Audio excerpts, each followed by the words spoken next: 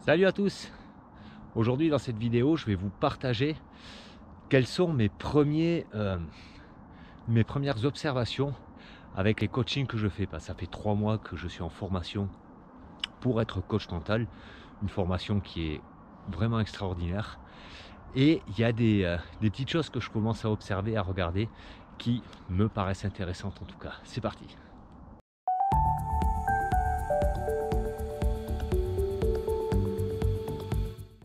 Dans mon métier, que je fais encore actuellement de régisseur de spectacle, je rencontre pas mal de gens quand même. Tous les jours, on a une équipe nouvelle qui arrive avec un nouveau spectacle. Et puis les gens, on les rencontre une journée parce que le camion arrive le matin, on décharge le décor, on monte, on installe, on règle, le spectacle y joue, on démonte et le camion repart. Et ça reprend le lendemain ou le surlendemain, ainsi de suite, selon la programmation du théâtre. Il y a souvent une question que moi, en tout cas, je rencontre. Est-ce que c'est judicieux? Est-ce que c'est important? Est-ce que c'est primordial de travailler sur soi? Alors cette question, je la pose pas directement aux gens que je croise parce que souvent ça vient confronter, ça vient chercher, puis les gens ils s'en foutent. Pour beaucoup, la plupart, bah non, c'est des conneries. Et puis il y a un peu un a priori par rapport à tout ce chemin mental qu'on peut faire sur soi.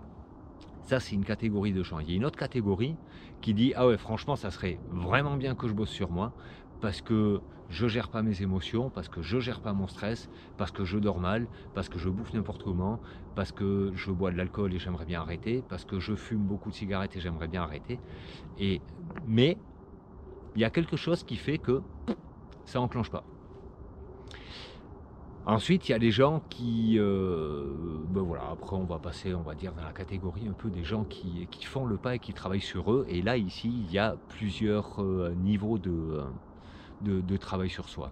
Il y a ceux qui vont uniquement travailler le secteur qui les intéresse, puis il y a ceux qui vont travailler vraiment sur eux en profondeur pour changer vraiment des comportements. Et là, c'est ça qui m'intéresse, parce que dans cette formation, donc j'ai lancé un programme d'accompagnement de 5 personnes, puis il y en a d'autres qui arrivent là petit à petit.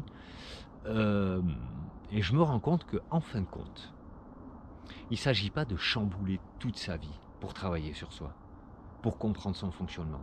Il ne s'agit pas là de dire je suis cette personne, et puis pour que ce soit bien, il va falloir que je cherche l'opposé de cette personne.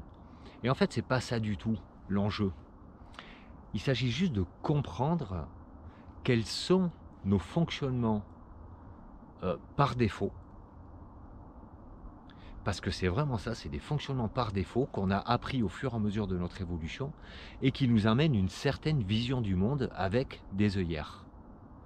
Il s'agit de comprendre ça, déjà pour se dire que chaque personne peut regarder le monde avec ses œillères qui va être super différente des miennes, super différente chacun,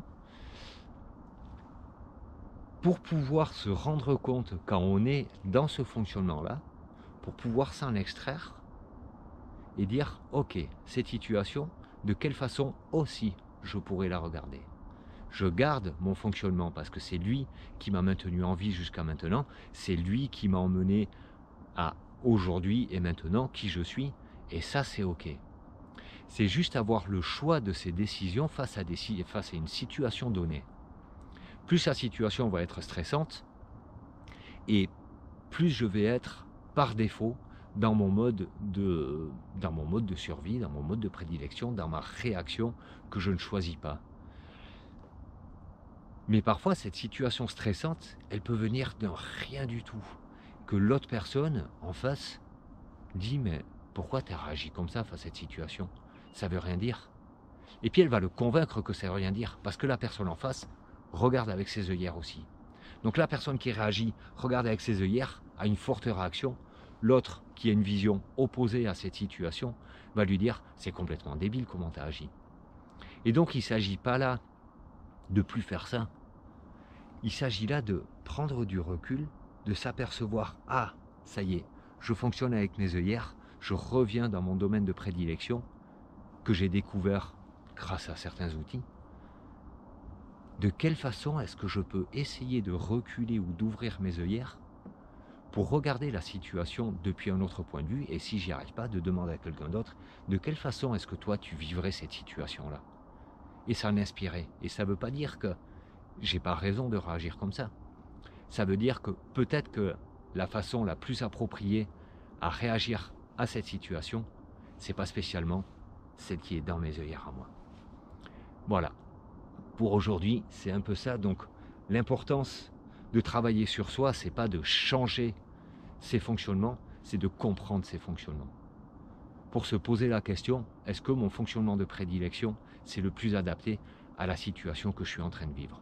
Et ça paraît parfois un peu compliqué, mais en fait, c'est pas grand-chose. C'est juste des petites choses et un petit entraînement à faire petit à petit, tous les jours. Un petit peu, tous les jours. Un petit peu, tous les jours.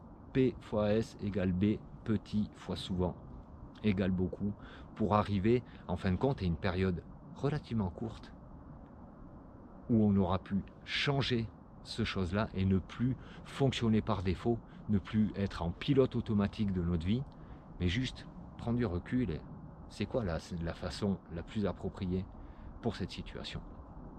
Voilà, on y va avec ça et je vous dis à demain pour d'autres aventures encore parce que ça continue. Bye tout le monde.